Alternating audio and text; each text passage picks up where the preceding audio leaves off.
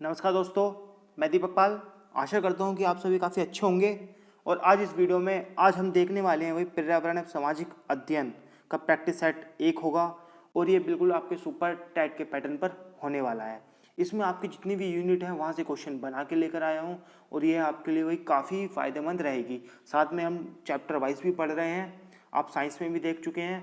पर दोस्तों धीरे धीरे जब भी मुझे अपनी पढ़ाई से समय मिलता है वहाँ पर मैं आपके लिए वीडियो बना देता हूँ, तो आप हमारे साथ कनेक्ट रहिए, ठीक है।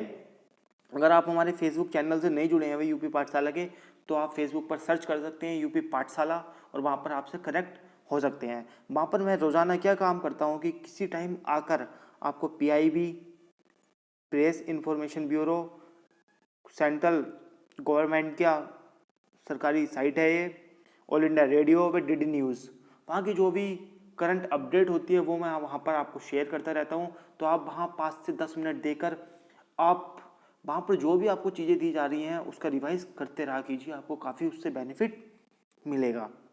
तो दोस्तों अपना प्रैक्टिस सेट शुरू करते हैं। पहला क्वेश्चन है, बारदोली सत्याग्रह के नेता कौन थे? डॉक्टर राजेंद्र प्रसाद, पंडित जवाहरलाल नेहरू, सरदार वल्लभ भाई पटेल या आचार्य जेवी कृपलानी। तो दोस्तों बारदोली जो सत्याग्रह था इसके नेता कौन थे? इसके नेता थे दोस्तों सरदार वल्लभ भाई पटेल। जो ये बारदोली सत्याग्रह था ये कब शुरू हुआ था, पहले उसके बारे में चर्चा कर लेते हैं। जो बारदोली सत्याग्रह था ये 1926 ईस्वी में स्टार्ट हुआ था और एक किसान आंदोलन था। हुआ क्या था भाई, बारदोली नाम की एक जगह है, वहाँ पर कर में वृद्धि कर दी गई थी, तो किसानों द्वारा उसका विरोध किया गया था। तो वहाँ पर काफ़ी संख्या में भाई महिलाएं भी क्या हुई थी, एकत्रित हुई थी।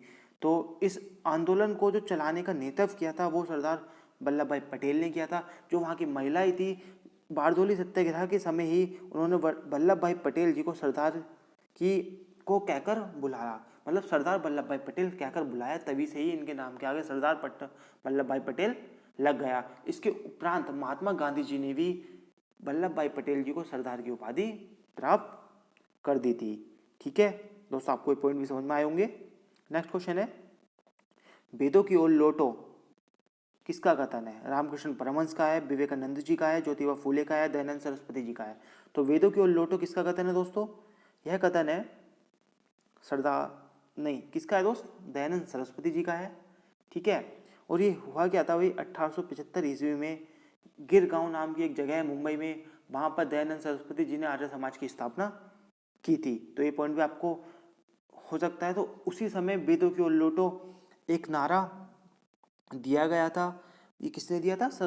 दयानंद सरस्वती जी ने दिया था।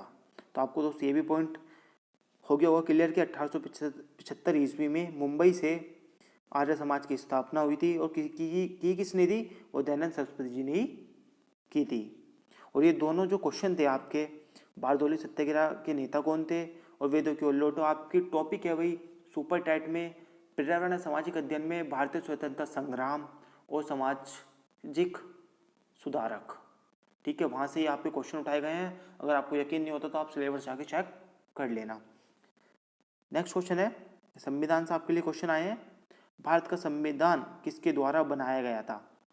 योजना आयोग, संविधान निर्मात्री सभा, राष्ट्रपति या कार्यकारी समिति। तो दोस्त किसके द्वारा बनाया गया था, जल्दी बताइए।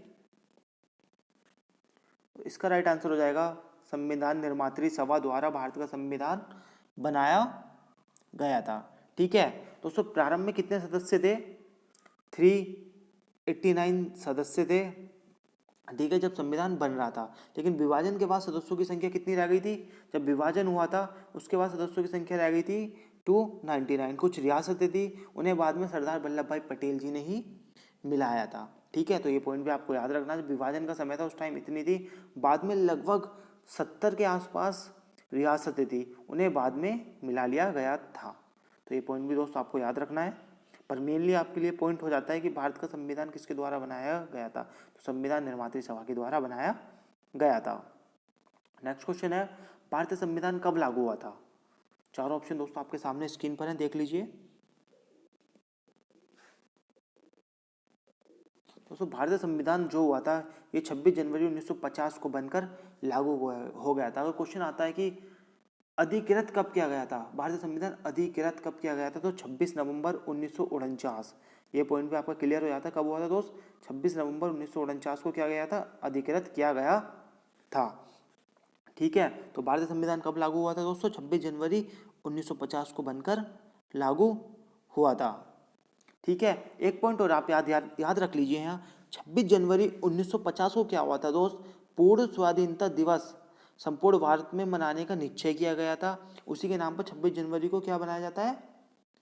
आपको भी पता है। ठीक है, तो हुआ क्या था कि 26 जनवरी 1930 को पूर्ण स्वतंत्रता दिवस संपूर्ण भारत में मनाने का निश्चय किया गया था। इस कारण 26 जनवरी को प्रत्येक वर्ष गणतंत्र दिवस के रूप में मनाया जाता है। ये पॉइंट आपको याद रखना है। निम्नलिखित में से किस देश का अलिखित संविधान है? America, Britain, Pakistan, Bharat. Point आया है अलिखित संविधान, तो किसका है? तो अलिखित संविधान है दोस्त ब्रिटेन का। अलिखित का मतलब होता है जैसे हमारी फाइल होती है, ठीक है, इनका पेपर में बना हुआ है, वो वाइंड नहीं है, मतलब बंधा हुआ नहीं है।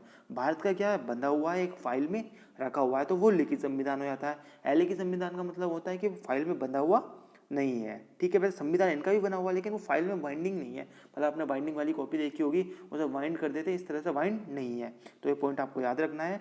निम्नलिखित में किस देश का अलिखित संविधान नहीं है? ब्रिटेन का। नेक्स्ट क्वेश्चन है, सौर प्रणाली का सबसे बड़ा ग्रह कौन सा है? तो दोस्त कौन सा है भाई सबसे बड़ा ग्रह? सौर प्रणाली मतलब सौर मंडल का हमारे पृथ्वी, मंगल, शनि या बृहस्पति। तो कौन सा है दोस्त? बृहस्पतिवार है। अब आपको पता है कि सबसे ज़्यादा उपग्रह किसके हैं? प्रेजेंट टाइम में अगर आप करंट अफेयर से कनेक्टेड हैं तो शनि जो ग्रह है उसके 82 उपग्रह हो गए हैं, लेकिन बड़ा कौन है? बड़ा भाई आज भी कौन है? अपना बृहस्पतिवार है। तो यहाँ पर क्वेश्चन बन जाता है कि बृहस्पतिवार के कितने हैं दोस्त?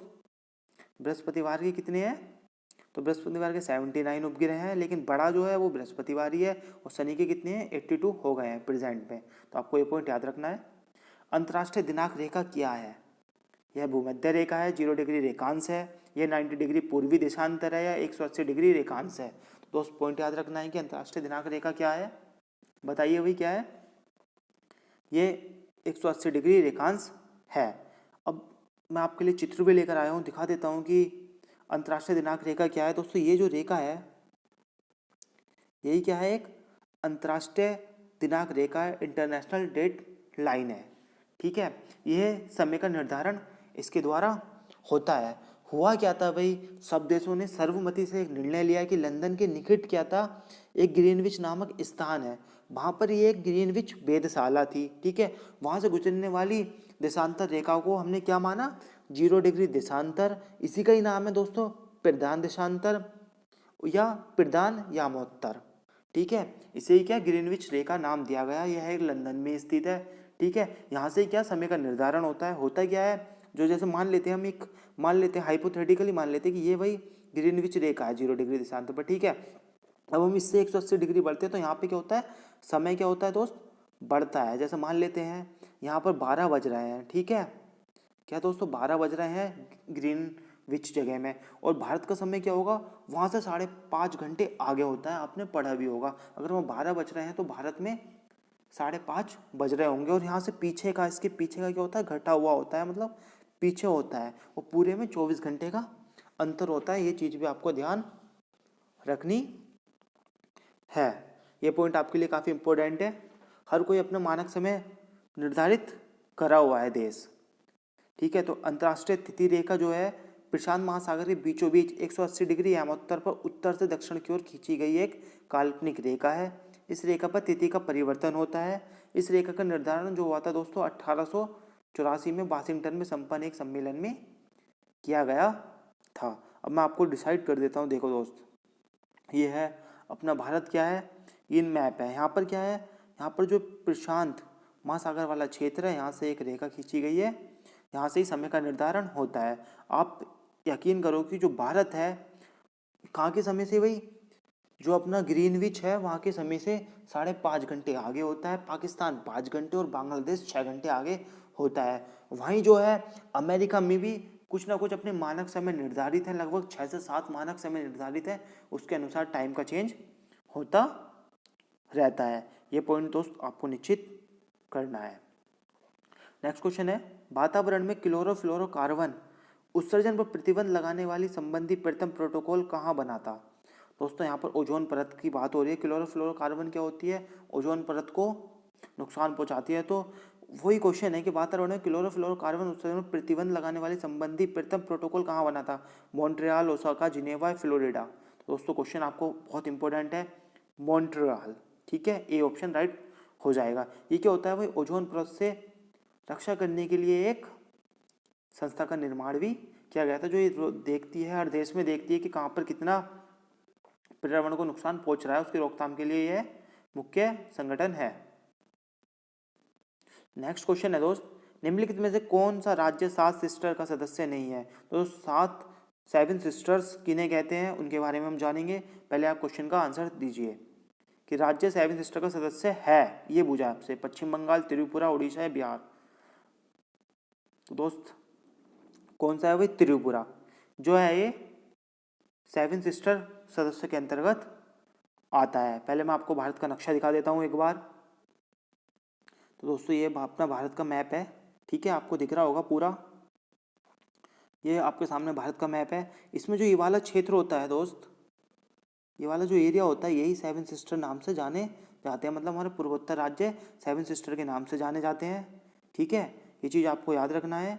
ये अपना क्या है? अपना प्यारा भारत है। तो यहाँ पर क्या है? त्रिपुरा ही क्या था? त्रिपुरा यहाँ पड़ता है। तो त्रिपुरा जो है ये पड़ता है, ठीक है, बांग्लादेश के बिल्कुल लगा हुआ, तीन तरफ से बांग्लादेश से घिरा हुआ है। तो ये क्या है? 7 सिस्टर का एक राज्य है। बाकी सब राज्य कहाँ है? अपने इधर पड़ रहे थे, पश्चिम बंगाल, बिहार वाले जो ऑप्शन थे। ठीक है, तो दोस्तों अब हम 7 सिस्टर को बिल्कुल और बारीक से मैप में देखते हैं।